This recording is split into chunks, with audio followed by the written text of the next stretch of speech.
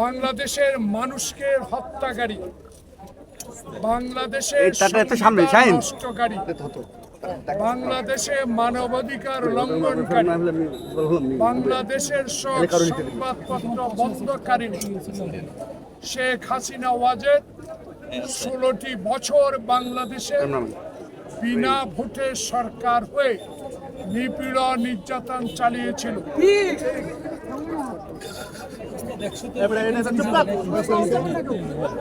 তার প্রতিবাদে বাংলাদেশ জাতীয়তাবাদী দলের চেয়ারপারসন বেগম খালেদা জিয়া সমমনা দলগুলোর পক্ষ থেকে 2011 সালে 2 দিনের জন্য হরতাল ডেকেছে।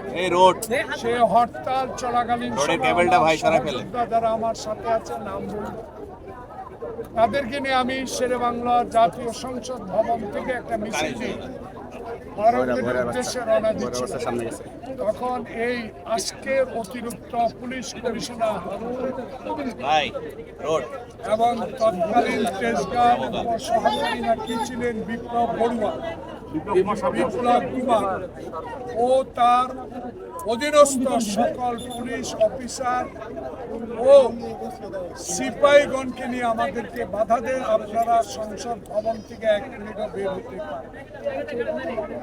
কথা কাটাকাটি এক পর্যায়ে আমরা যখন বেরিয়ে পড়লাম, তখন হঠাৎ আমি দেখি আমার মাথায় রক্ত। যে দৃশ্যগুলো এখানে যেসব টেলিভিশন আছে তাদের কাছে রক্ষিত আছে বলার দরকার। আমাকে লাঠিপিটা করে মাথা আঘাত করেছে, আমার লিগামেন্ট ছিঁড়ে দিয়েছে এবং একটু পিছনে যান আমি দেখাই, এবং লাঠির আঘাতে দেখুন লাঠির আঘাতে আমার বাম কিডনি অচল হয়ে গেছে। সেটা আমেরিকা সিঙ্গাপুরে চিকিৎসা করানো হয়েছে। আমার বন্ধু নির্দেশ প্রাপ্ত একটি মামলা দায়ের করতে আসছিলেন সামনে গেলে এটা বুঝলাম না। পুলিশ কর্মকর্তার মামলা নেন নাই, মামলা কোর্টে করা হয়েছে। সেই মামলা তদন্ত হয়ে 3 দিনের মাথা সেই মামলা বাতিল করে দেওয়া। কিন্তু দুর্ভাগ্য বন্ধুরা, প্রিয় সাংবাদিক বন্ধুগণ যারা আমার সামনে ডানে বামে আছে, সবাইকে আমি ব্যক্তিগতভাবে, আমি একজন রাজনৈতিক কর্মী, আমি একজন মুক্তিযোদ্ধা, অস্ত্র ধরে দেশ স্বাধীন করেছি। আমি শিক্ষা প্রতিষ্ঠানের ভিপি জিএস হয়ে এই পর্যন্ত এসেছি, 5 বার এমপি হয়েছি, বিরোধী দলের দায়িত্ব পালন করি। এরকম নির্মম আঘাত, নির্মম অত্যাচার আমি আর কোনোদিনও কোনো স্বৈরাচার সরকার করেছি। তখন আমার বিরুদ্ধে পুলিশ বাদী হয়ে একটা মামলা করেছে, সেই মামলা এখনো আমাকে হাজিরা এগুলো করুন ইতিহাস। তাই আজকে আপনাদের প্রশ্নের উত্তর একটাই শুনেছি, আজকে সুযোগ হয়েছে ছাত্র সমাজের রক্তের বিনিময়ে, জনতার রক্তের বিনিময়ে দেশ গণতন্ত্রের পথে এগিয়ে যাচ্ছে।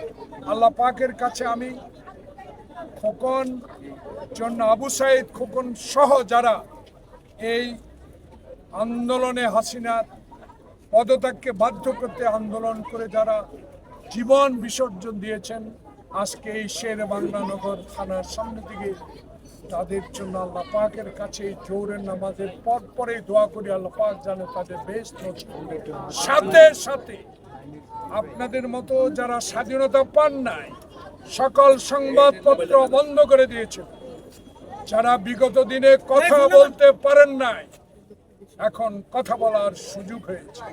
কথাগুলো বলবেন, এই কথাগুলো এই জন্য বলবেন, এখন লেখার স্বাধীনতা আছে, কথা বলার স্বাধীনতা আছে, প্রচার করার স্বাধীনতা আছে। সেই কারণে ইন্টেরিয়াম গভর্নমেন্ট যিনি আজকে প্রধান, আল্লাহ পাকের কাছে তার জন্য দোয়া করি, যাকে যিনি এখন পলাতক শেখ হাসিনা 14 তলায় লিফট বন্ধ করে দিয়েছিল, তার মামলা পায়ে হেঁটে 14 তলা দিয়েছিলেন। আল্লাহর কি কুদরত, শেখ হাসিনা এখন পলাতক, যার লিফট বন্ধ করে তাকে পদ্মা সেতু থেকে টুপ করে ফেলে দিবে বলেছিল, সে এখন পলাতক। আর সেই ইন্টারিয়াম গভর্নমেন্টের প্রধান ডক্টর মোহাম্মদ ইউনূস আজ বাংলাদেশের সরকার। এইটুকু বলেই আপনাদের মামলার কতজন আসামি করেছেন? হারুন বিপ্লব সহ অসংখ্য যারা সহযোগী ছিল সবাই। আপনারা কিসের মামলা করেছেন? আমরা হত্যা মামলা করেছি, হত্যা প্রচেষ্টা মামলা। এই মামলা গ্রহণ করেছেন মামলার তারিখ আমার লয়ারের কাছে আছে। Thank you very much. বাদী কি শুধু আপনি একা? আপনারা না বিভিন্ন আরো সময় কোনো আমি বাদী? একজনই বাদী, আমার যারা সহকর্মীরা হুকুমদাতা। সব ভাই ভাই